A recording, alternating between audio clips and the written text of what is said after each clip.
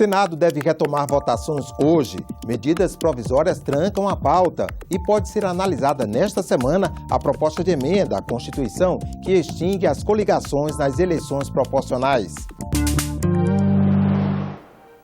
Bom dia. Passadas as eleições municipais, o Congresso retoma as votações. Além dos destaques da Lei de Diretrizes Orçamentárias, os senadores devem votar medidas provisórias que estão trancando a pauta. Essa medida provisória... A primeira MP que tranca a pauta é a 734. A medida liberou a ajuda financeira da União ao Estado do Rio de Janeiro no valor de 2,9 bilhões de reais para auxiliar as despesas com segurança pública durante a realização dos Jogos Olímpicos e Paraolímpicos de 2016. Já a MP 736 permitiu que essa liberação de dinheiro para o Rio de Janeiro fosse feita por meio de um crédito extraordinário. Também está na pauta do plenário a proposta de emenda à Constituição 36 de 2016. A PEC reforça a exigência de fidelidade partidária de políticos eleitos e extingue as coligações nas eleições proporcionais, além de estabelecer uma cláusula de barreira na atuação parlamentar dos partidos. A proposta tramita em conjunto com outra PEC e cumpre a 4ª sessão de discussão em primeiro turno. O Congresso também se reúne essa semana. Na terça-feira, deputados e senadores devem terminar a votação da Lei de Diretrizes Orçamentárias. O texto principal já foi aprovado, mas ainda faltam 3 destaques. Também estão na pauta 3 vetos do presidente Michel Temer e projetos de abertura de crédito suplementar para ministérios. Entre eles, a proposta que libera recursos para o FIES, o Programa de Financiamento Estudantil. E 4 comissões fazem audiências públicas na manhã desta terça-feira. Na Comissão de Ciência e Tecnologia, a audiência para discutir o projeto que torna obrigatório o uso de recursos específicos para a pesquisa e desenvolvimento de fontes alternativas de energia. A medida pode beneficiar empresas do setor elétrico e a indústria do petróleo. Já a ratificação da Convenção Interamericana contra o Racismo e a Discriminação Racial está em debate na Comissão de Direitos Humanos. E o presidente do Banco Central, Ilan Goldfein, será recebido em audiência pública na Comissão de Assuntos Econômicos. Ele deve falar sobre as diretrizes, implementação e perspectivas futuras da política monetária.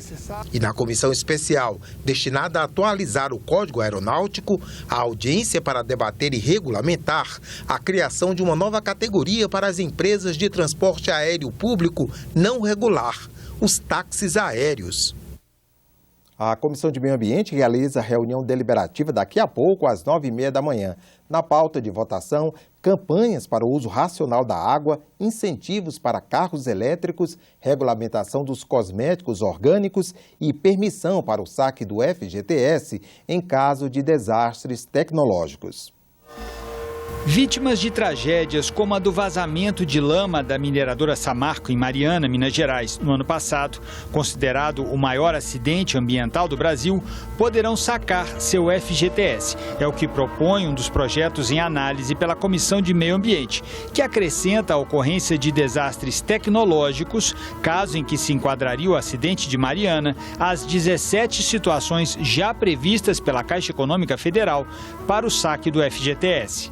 O projeto, que exige certificação prévia para cosméticos orgânicos, altera a lei que regulamenta como drogas e medicamentos se submetem à vigilância sanitária. Estimativas apontam um crescimento de cerca de 10% ao ano do mercado de cosméticos orgânicos. E, segundo a autora do projeto, a legislação brasileira não regulamenta esse tipo de produto. Outro projeto em análise torna obrigatória a previsão de campanhas educacionais para o uso racional da água nos planos de recursos hídricos. Esses planos são elaborados por estados e municípios com a participação da sociedade civil, conforme determina a Política Nacional de Recursos Hídricos, e definem prioridades, ações e projetos para conciliar o uso e a conservação da água. Outro projeto em análise concede isenção de IPI para carros elétricos. O objetivo é contribuir para o cumprimento das metas de redução de emissões de gases do efeito estufa assumidas pelo Brasil. Até 2025, o Brasil terá que reduzir as suas emissões em 43%, tomando como referência o ano de 2005. E um projeto para aumentar a frequência mínima dos estudantes do ensino básico nas escolas está na pauta da Comissão de Educação, que tem reunião hoje, marcada para as 11h45 da manhã. Estudantes do ensino básico podem ter que frequentar pelo menos 85% das aulas para serem aprovados. Atualmente, a Lei de Diretrizes e Bases exige a presença em apenas 75%, ou seja, o aluno pode faltar a 1/4 das aulas. De acordo com a pesquisa internacional sobre ensino e aprendizagem da OCDE, a Organização para a Cooperação e o Desenvolvimento Econômico, em nenhum outro país do mundo é permitido faltar tanto à escola. O texto prevê ainda que as escolas podem oferecer atividades complementares para compensar as faltas, contanto que não passem de 25% das horas letivas. Outro projeto que pode ser votado pela Comissão de Educação torna obrigatória a prova prática nos concursos para professores do ensino básico público. Vem aí uma reforma da Previdência. O governo diz que será logo, mas não informa quando. Qualquer alteração vai ter que passar pelo Congresso Nacional.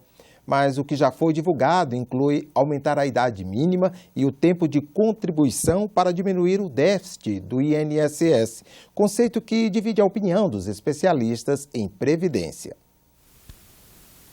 Na Constituição Federal, a Previdência faz parte da Seguridade Social, que também abrange a saúde e a assistência social.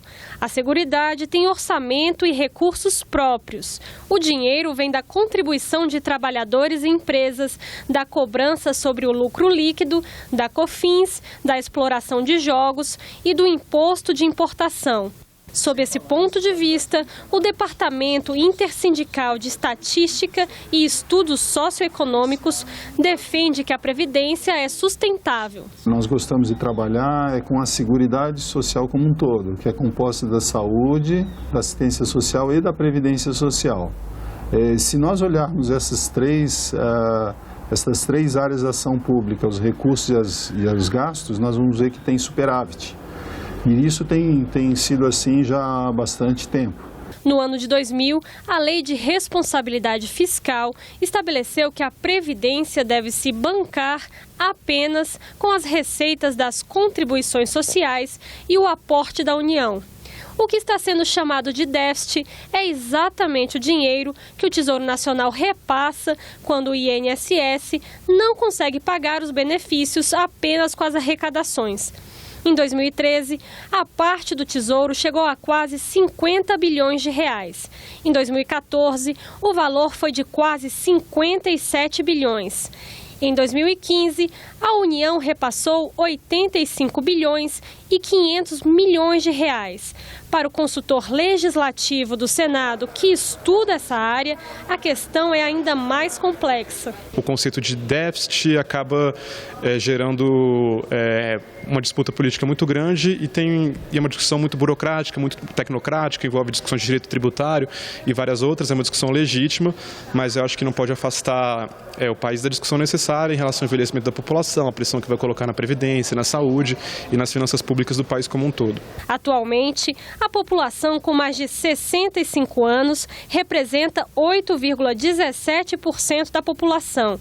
Em 2030, esse número deve chegar a 13,44%, segundo o IBGE. Existe um diagnóstico relativamente bem aceito de que, por conta do envelhecimento da população, da transição demográfica, a Previdência brasileira corre o risco de não ser sustentável, de pressionar muito as contas públicas. Esse é um argumento importante, claro, mas ele não é o único e talvez não seja o mais importante. Nós temos que olhar o mercado de trabalho, né? Então, se nós vamos estabelecer um requisito de idade maior para as pessoas se aposentarem, nós temos que saber se as pessoas, quando chegarem nessa idade ou próximo dessa idade, vão ter ainda as condições de contribuir, se terão empregos, se terão remuneração. Neste ano, com mais desemprego e menos arrecadação, o Tesouro Federal já repassou 133 bilhões de reais à Previdência, até o mês de agosto. Para o DIEESE, o problema para as finanças públicas está em outro lugar. Em 2015, pagamos aproximadamente 500 bilhões de reais em juros. Resolver esse gasto é muito mais importante no curto prazo e para a sustentação financeira do Estado brasileiro do que atacar a Previdência, cujo problema só, se ocorrer, vai ocorrer no longuíssimo prazo. Esta não é a primeira vez que o Congresso encara uma reforma da Previdência. A primeira aconteceu nos anos 90, no governo Fernando Henrique Cardoso, e demorou quase 4 anos para sair do papel. A segunda aconteceu no governo Lula, em 2003. A presidente Dilma Rousseff também fez alterações no sistema previdenciário. A senadora Rose de Freitas, que é a líder do governo no Congresso Nacional, prevê muita discussão sobre o assunto. Eu vi uma declaração de um parlamentar da Rede, dizendo assim, na hora que chegar a discussão da Previdência, aí vocês vão ver o povo marchar na rua. Então é preciso que o governo aí saiba dizer o que é a Previdência hoje, quais são os números, o que vai acontecer com ela se não houver uma reforma. Agentes comunitários de saúde e agentes de combate às endemias poderão dispor do tempo de serviço prestado para fins de concessão de benefícios e contagem recíproca pelos regimes previdenciários. Lei com essa previsão foi sancionada e publicada nesta terça-feira pelo Diário Oficial da União. Como o cidadão pode ficar de olho nos gastos de prefeitos e vereadores? Você descobre no especial Cidadania do Jornal do Senado desta semana. No especial Cidadania que o Jornal do Senado publica nesta terça-feira, a repórter Simone Franco apresenta entrevistas e infográficos que explicam como o eleitor faz para continuar participando da gestão municipal.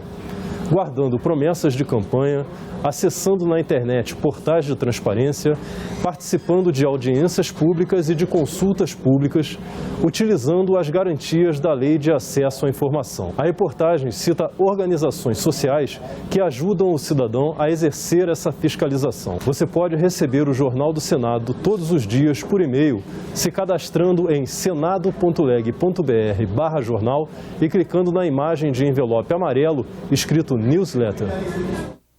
Outras notícias na nossa página na internet ou aqui na programação nos boletins do Senado Agora. Uma boa terça-feira para você.